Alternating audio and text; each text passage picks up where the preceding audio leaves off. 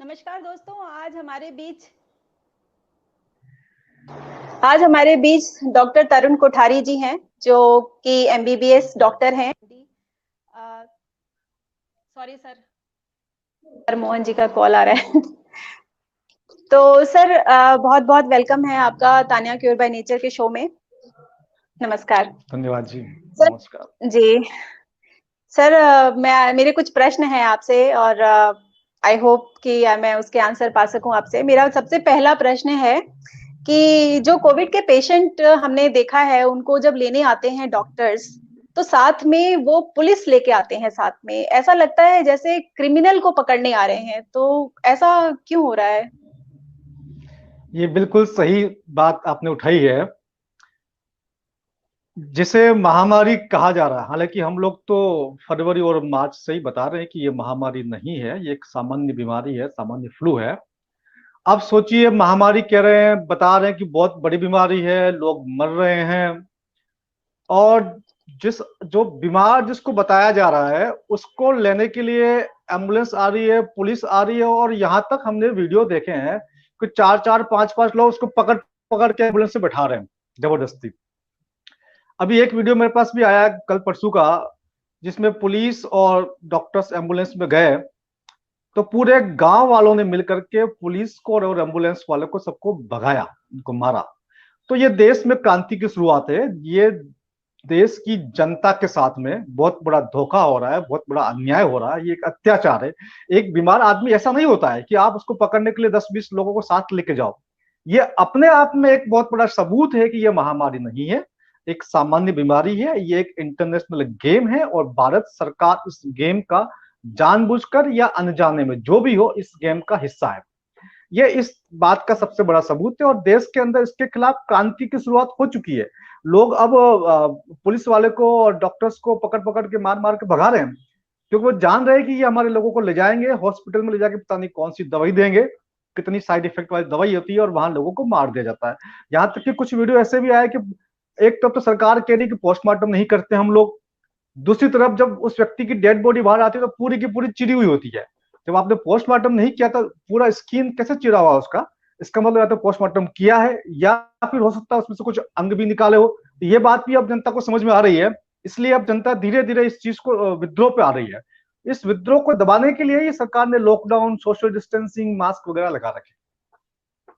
जी doctor साहब, मेरा दूसरा क्वेश्चन है कि हमारे प्रधानमंत्री जी ने तो अनाउंसमेंट कर दिया है कि भाई अब वैक्सीन जो है वो भारत में लॉन्च होगी, और वन नेशन वन कार्ड जो है वो अनाउंसमेंट हो चुकी है।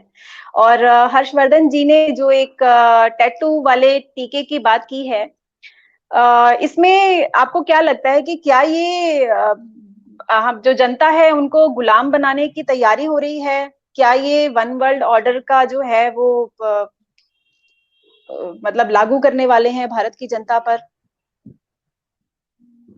बिल्कुल ठीक है आपका सवाल। प्रधानमंत्री जी कह रहे हैं कि एक नया health card, digital health card हम शुरू कर रहे हैं। वो बेसिकली, उसके बाद में आपने देखा होगा कि हर्षवर्धन जी का ट्वीट आया कि एक प्रकार का वैक्सीन, जो इनविजिबल वैक्सीन लगेगा शरीर के अंदर। ये एक प्रकार का चिप होता है, इसको हम कहते हैं क्वांटम टैटू चिप। ये क्वांटम टैटू चिप आपके शरीर में लगता है। ये जनरली फर्स्ट फिंगर और अंगूठे के बीच में जो जगह होती है, यहाँ पर लगाया जाता है। इस चिप के अंदर आपकी सारी हिस्ट्री होगी, यानी कि आपने वैक्सीनेशन किया है या नहीं किया है। अगर आपने वैक्सीनेशन नहीं लगवाया है तो आप फ्लाइट में नहीं जा सकते हैं, आप ट्रेन में नहीं जा सकते हैं, आप मॉल में नहीं जा पाएंगे, या बहुत सारी जो सरकारी बेनिफिट्स है जो बीपीएल को मिलते हैं या किसी और कैटेगरी को मिलते हैं वो नहीं मिल पाएंगे। तो धीरे धीरे आपको वो लगाना ही पड़ेगा। सरकार हमें बेवकूफ बनाने के लिए शुरुआत में कह सकती है कि ये कंपलसरी नहीं है ना? जैसे कि आधार कार्ड कंपलसरी नहीं था, लेकिन बाद में कंपलसरी हो गया। धीरे धीरे सरकार हर फैसिलिटी को उसे जोड़ देती है, तो आपको वो लगवाना ही पड़ता है। अब उस चिप के अंदर क्या होगा, उस चिप कैसे फंक्शन करता है? उस चिप में आपकी सारी इंफॉर्मेशन होती है। आपका आधार कार्ड भी होता है उसके अंदर आपका मोबाइल नंबर भी होता है। सब कुछ लिंक्ड होता है। उसी के अंदर आपका अकाउंट की डिटेल्स भी होगी। यानी कि आपको परचेज करना है तो उसी से करना है। धीरे धीरे ये जितनी करेंसी है, गोल्ड और सिल्वर करेंसी तो पहले ही खत्म कर दी इन लोगों ने, अब ये पेपर करेंसी लेके आ रहे हैं। पेपर करेंसी भी अब ये खत्म करने वाले, अब ये डिजिटल करेंसी की बात कर रहे हैं।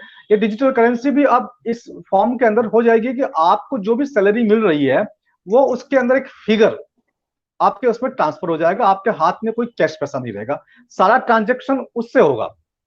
ये चीज कई देशों में इसकी शुरुआत भी हो चुकी है। जो लोग जो देख रहे हैं हम लोगों को और लग रहा है कि ये सब ठीक नहीं है, एक बार उनसे मेरा निवेदन है कि वो अच्छी तरह से इसको जाकर चेक करें, इस पर रिसर्च करेंगे तो लगेगा कि हम जो कह रहे हैं वो सही बात कह रहे हैं। तो ये जो चिप है, ये जो न्यू वर्ल्ड ऑर्डर है, एक न्यू वर्ल्ड ऑर्डर जो है, उस न्यू वर्ल्ड ऑर्डर का एक सिद्धांत विचार है कि पूरी दुनिया के अंदर टोटलिटेरियन गवर्नमेंट होनी चाहिए, यानी कुछ देशों की मोनोपोली चलनी चाहिए। वो लोग क्या चाहते हैं, वो कुछ लोग कुछ देश क्या चाहते हैं कि उनकी सरकार रहे, उनकी बात पूरी दुनिया माने और वो जो चाहे वो करे, बाकी लोगों को वो गुलाम बना के रखे। इसके लिए उनकी एक सिद्धांत है कि दुनिया की आबादी 800 करोड़ है, उसको कम करके 50 करोड़ करना है। अब आप बोलेंगे जी ये कहाँ लिखा हुआ है, तो इसको आप सर्च कीजिए, जॉर्जिया गाइड स्टोन। आप जब सर्च करेंगे जॉर्जिया गाइड स्टोन, तो जो अमेरिका में जो जॉर्जिया काउंटी है वहां पर एक गाइड स्टोन बड़े बड़े लगे हुए हैं, उस पर क्लियर कट लिखा हुआ है कि हमको न्यू वर्ल्ड ऑर्डर लेके आना है और इस न्यू वर्ल्ड ऑर्डर के अंदर हमें दुनिया की आबादी को 50 करोड़ से कम करना है। और चूंकि जितने भी अब धीरे धीरे आबादी को कम करने का खेल चल रहा है, अब देख रहे रोबोट्स आ चुके हैं, तो रोबोट्स आने के बाद में इनको जनसंख्या की विशेष आवश्यकता भी नहीं है। तो ये एक प्रकार से एक बहुत बड़ा अंतरराष्ट्रीय गेम चल रहा है, नाम इसका किसी वायरस पे रख दिया गया है और लोगों को डरा धमका करके घरों के अंदर बंद कर दिया गया है। और लोग बेचारे मजबूर होकर के, आप एक बार चूंकि घर में बंद हो चुके हैं, ट्रेन चल नहीं रही है, मेट्रो बंद है, आप देखेंगे हिंदुस्तान के अंदर लगभग लगभग 20,000 ट्रेन है, उसमें से 200 ट्रेन चल रही है, कुल मिला के 1%, 1% ट्रेन चल रही है, 99% ट्रेन बंद है, तो जनता सड़कों पर आ नहीं सकती है। तो ये सब कुछ षड्यंत्र, तो बहुत सोची समझी साजिश थी, उस साजिश के हिसाब से ये कर रहे हैं। और भारत सरकार पता नहीं क्यों जानबूझ के अनजाने में या उनके षड्यंत्र के शिकार हो गए हैं इस वजह से लेकिन कुछ भी हो इसमें वो शामिल है। जी सर, मेरा अगला क्वेश्चन है कि डॉक्टर्स जो हैं हॉस्पिटल्स में उनको पीपी किट पहनने को कहा जाता है और बहुत सारे डॉक्टर्स की मौत भी हो चुकी है किसी कारणवश, शायद वो दवाइयां उनको खाने को बोलते हैं जो एंटी वायरल मेडिसिन हैं उसकी वजह से। तो ये डॉक्टर्स लोग जो हैं वो इस सिस्टम के खिलाफ आवाज क्यों नहीं उठा रहे हैं, क्यों वो चुपचाप बर्दाश्त कर रहे हैं सारी चीजें? देखिए, सबसे पहले डॉक्टर्स को डराया गया, पेशेंट को डराया गया, पेशेंट के साथ साथ में जो मीडिया में जो माहौल बनाया गया, आपने देखा होगा कि मीडिया में कुछ पिक्चर्स फ्लैश की गई कि डॉक्टर्स मर रहे हैं, डॉक्टर्स मर रहे हैं, डॉक्टर्स मर रहे हैं ना। तो एक इमेज आई कि डॉक्टर्स का कपल है, वो अंतिम बार एक दूसरे को देख रहा है। इस प्रकार से डॉक्टर को इतना डरा दिया, डॉक्टर को लगा कि पता नहीं ये कौन सी बीमारी आ गई है, हम तो पेशेंट को हाथ लगाते ही मर जाएंगे। अब उनसे बोला गया कि आपको बचना है तो आप पीपी किट पहनिए। अब पीपी किट जो होता है वो इतना खतरनाक होता है, उसमें न तो आप प्रॉपर ढंग से आपका, जैसे पीपी किट लगा लिया, ऊपर मास्क लगा लिया, उसके बाद आप श्वास नहीं ले पाते हैं, आपका शरीर का एटवास जो एनवायरमेंट के साथ में कांटेक्ट लॉस हो जाता है, आपको पसीना आता है, आपको बदबू आती है, पीपी किट आप बार बार बदल नहीं सकते हैं, आपको टॉयलेट जाना आप जा नहीं सकते हैं। तो तमाम तरह की परेशानियों की वजह से वो पीपी किट एक मौत का बहुत बड़ा कारण बन रहा है। ये जो जो जी डॉक्टर्स इस बात को, मेरी बात को समझ रहे हैं, कुछ डॉक्टर्स ने मुझे फोन किया पर्सनली और बोला यार तरुण तू बिल्कुल ठीक कह रहा, हमने पीपी किट पहनना बंद कर दिया। तो कुछ डॉक्टर्स ने मेरी बात मानी है और उन्होंने पीपी किट पहनना बंद कर दिया है। जो जो इस बात को समझ रहा है वो पीपी किट पहनना बंद करेगा, पीपी किट पहनना बंद करेगा तो उसकी मौत होने की संभावना कम हो जाएगी। एक तो ये मर रहे हैं पीपी किट से, दूसरा जो डेंजरस ड्रग जो है हाइड्रोक्सीक्लोरोक्विन जो ले रहे हैं, उससे हार्ट अटैक हो जाता है, हार्ट अरेस्ट हो जाता है। तो हार्ट अरेस्ट होने की वजह से भी वो मर रहे हैं क्योंकि वो प्रिवेंटिव हाइड्रोक्सीक्लोरोक्विन खा रहे हैं। तीसरी बात, उनके ऊपर इतना डर बना दिया गया है, तो इस वजह से ये लोग मर रहे हैं। लेकिन कुछ डॉक्टर्स अभी भी समझ नहीं पा रहे, कुछ डॉक्टर तो समझ गए इस बात को, जो समझ गए वो रिलैक्स से अपने घर में बैठे हुए आराम से, उन्हें कोई टेंशन नहीं है। पर जो नहीं समझ पाए हैं वो अभी भी सरकार के चंगुल में फंसे हुए हैं। और कुछ डॉक्टर सरकारी कर्मचारी, सरकारी नौकर है, उनको सरकार के आदेश का पालन करना है, सरकार ने बोला पीपी किट पहनना है तो पहनना है। इस तमाम वजहों की वजह से डॉक्टर्स की मौत बढ़ रही है, लेकिन वो मौत भी बहुत ज्यादा नहीं बढ़ रही है। अगर आप आंकड़े को देखें कि डॉक्टर्स इस समय से पहले कितने मरते थे, अगर हम वो आंकड़े चेक करें कि भाई डॉक्टर्स ज्यादा मर रहे हैं नहीं मर रहे, इस बात को हम चेक करें तो डॉक्टर्स कोरोना से कोई नहीं मर रहा है। डॉक्टर्स जितने जी पहले मरते थे, एक महीने के अंदर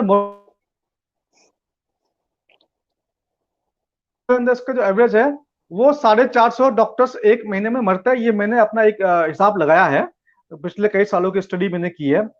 तो उसके हिसाब से अब आप इस समय का आंकड़ा निकालेंगे तो थोड़ा सा 1 2 3 4 संख्या ज्यादा है, कोई बहुत बड़ी संख्या नहीं है। वो भी पीपी किट पहनने की वजह से, दवाई की वजह से है। उसको भी एक जनता के अंदर डर फैलाने के लिए बात फैलाई जा रही है कि डॉक्टर्स मर रहे हैं, डॉक्टर्स मर रहे हैं। इतनी ज्यादा संख्या में वो मर भी नहीं रहे हैं। तो अब इस बात को देखें कि आप जो डॉक्टर नहीं समझ पा रहे हैं वो अपने आप को खुद को परेशान कर रहे हैं और अपने पेशेंट को परेशान कर रहे हैं। जो समझ चुके हैं वो अब इस बात का विरोध करना शुरू कर दिया है।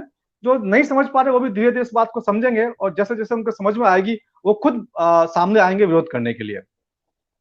जी। डॉक्टर साहब, एक सवाल है आपसे कि आप बता रहे थे, मैंने आपकी वीडियो देखी है कि उसमें आपने बताया कि वैक्सीन जो बन रही है उसके अंदर जानवरों के पार्टिकल्स होते हैं, ब्लड होते हैं, जैसे कि गाय हो गया, पॉर्क हो गया, सुअर हो गया। तो ये हमारे देश में गौ हत्या को पाप माना जाता है और एक बहुत बड़ा क्राइम है। तो क्या हमारी देश जो है, हमारा जो भारत सरकार है, क्या इसके खिलाफ कोई एक्शन नहीं लेगी? क्योंकि इस वैक्सीन को बनाने के लिए बहुत सारी गायों का मतलब गौ की हत्या करनी पड़ेगी। आप बिल्कुल ठीक कह रहे हैं। वैक्सीन बनाने की प्रक्रिया में मानव भ्रूण का इस्तेमाल होता है, गाय के भ्रूण का इस्तेमाल होता है। जो गाय का अजन्मा बच्चा होता है, जो उसको निकाल करके उसको मार करके उसका रक्त से वैक्सीन बनाने में इस्तेमाल होता है। इसके अलावा गाय का तेल, गाय का चर्बी, गाय का मांस, गाय की हड्डी, सुअर का तेल, सुअर की चर्बी, सुअर की मांस इसके अंदर प्रयोग होती है। तो आप देखेंगे कि ये दोनों प्रमुख धर्म जो हमारे देश में चलते हैं उन दोनों धर्मों के सिद्धांतों के खिलाफ है। एक गाय अगर देश में कहीं कट जाती है तो उसके लिए बहुत बड़ा विरोध हो जाता है देश के अंदर। और यहाँ पर भारत सरकार की मिलीभगत से हजारों लाखों गाय इस वैक्सीन बनाने की प्रक्रिया में कट सकती है। पता नहीं क्यों हम लोग इस बात को अभी तक समझ नहीं पाया, या जनता को शायद इसकी जानकारी नहीं कि वैक्सीन कैसे बनते हैं। तो अब ये जनता को जानकारी देना बहुत ही आवश्यक हो गया है कि वैक्सीन बनाने के अंदर तमाम तरह के पशुओं का, चाहे वो गाय हो, चाहे वो सुअर हो, चाहे वो बतख हो, चाहे वो घोड़ा हो, चाहे वो बंदर हो, इस प्रकार के जानवरों का भ्रूण और जानवरों की हड्डी, मांस, तेल और आ, आ, आ, उनका जो टिश्यू होता है उस टिश्यू का प्रयोग होता है। ये इस बात को देश की जनता को अधिक से अधिक समझने की आवश्यकता है। जी। मेरा अगला सवाल है सर कि मीडिया की भूमिका के बारे में आप क्या कहना चाहते हैं? देखिए, इस पूरे चरण में आप देखेंगे जब से ये बात फैलाई गई है तब से मीडिया जो है बहुत ही नकारात्मक रोल अदा कर रहा है। मीडिया इस प्रकार से, मीडिया तो को पहले से ही मीडिया पे आरोप लगते हैं कि मीडिया जो पैसे लेता है वो रिपोर्टिंग करता है, जो जो पैसे देता है जी। वैसी वैसी रिपोर्टिंग मीडिया वाला करता है। ये बात पहले से ही मीडिया पे आरोप इस प्रकार के लगते जा रहे हैं। और अब तो ये बात बड़ी खुल के सामने आ चुकी है कि मीडिया जो है आ, इतना ज्यादा मीडिया को पैसा दे दिया गया है कि मीडिया सिर्फ एक ही बात कर रहा है, बस बीमारी बीमारी बीमारी, महामारी महामारी महामारी। मीडिया ये नहीं बता रहा है कि जो चीज है वो उसके साथ में वास्तविक मृत्यु दर 0.1% से भी कम है। इसकी आर नोट वैल्यू यानी कि फैलने की क्षमता बहुत कम है। मीडिया ये नहीं बता रहा कि मास्क की आवश्यकता ही नहीं है। मीडिया ये नहीं बता रहा कि पीपी किट की आवश्यकता नहीं है। मीडिया ये नहीं बता रहा कि ये जो देश के जनता को लॉकडाउन के माध्यम से जो घरों में बंद कर दिया गया है, ये कितना बड़ा अत्याचार हो रहा है, कितना बड़ा अन्याय हो रहा है देश की जनता के ऊपर। मीडिया की तो ये एक भूमिका होती है कि जहां भी जनता का अत्याचार हो रहा है उसके ऊपर बात को उठाए। मीडिया इन तमाम बिंदुओं को नहीं उठा रहा है। इसके पीछे एक ही कारण है कि उसको भारी, बहुत बड़ी रकम इस चीज के लिए मिली है। उसकी वजह से इन लोगों ने पूरा देश बेच दिया है। जी। सर, भारत में मीडिया के खिलाफ कोई आंदोलन क्यों नहीं हो रहा है? मतलब मीडिया इसके सामने कुछ सामने लेके नहीं आ रही है, सच्चाई को छुपा रही है, और जनता जो है वो चुपचाप जो है मीडिया को सपोर्ट कर रही है। कोई इसका आंदोलन क्यों नहीं कर रहा? इसके खिलाफ क्यों नहीं कोई जा रहा?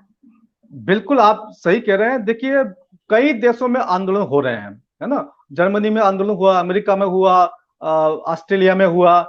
तो लेकिन मीडिया ने किसी भी आंदोलन को नहीं दिखाया।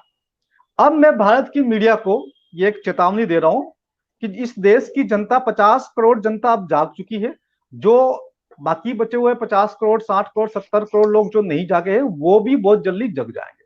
ठीक है। मीडिया इस बात को, इस चेतावनी को बड़ी गंभीरता के साथ ले। अगले कुछ दिनों का समय उसके पास और है, वो मान जाए, वो सुधर जाए, अपना व्यवहार सुधार ले और इस बात को, इस सत्य को कि ये महामारी नहीं है, एक साधारण बीमारी जनता के सामने बताए।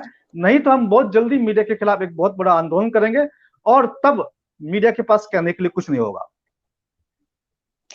जी सर, आपने जो जवाब दिए बहुत ज्यादा सटीक हैं और बिल्कुल सही है। हम लोगों को डेफिनेटली मीडिया के खिलाफ आवाज उठानी पड़ेगी, क्योंकि वो एक बहुत बड़ा सोर्स है एक आवाज को जनता तक पहुंचाने के लिए, जो कि वो अपना जिम्मेदारी ठीक से नहीं कर रहा है। तो सर, आई होप कि हमारी जनता को समझ में आ गया होगा कि क्या हो रहा है, क्या चल रहा है, और हम लोग क्यों इतना जोर जोर से बोल बोल के लोगों तक सच्चाई पहुंचाने की कोशिश कर रहे हैं।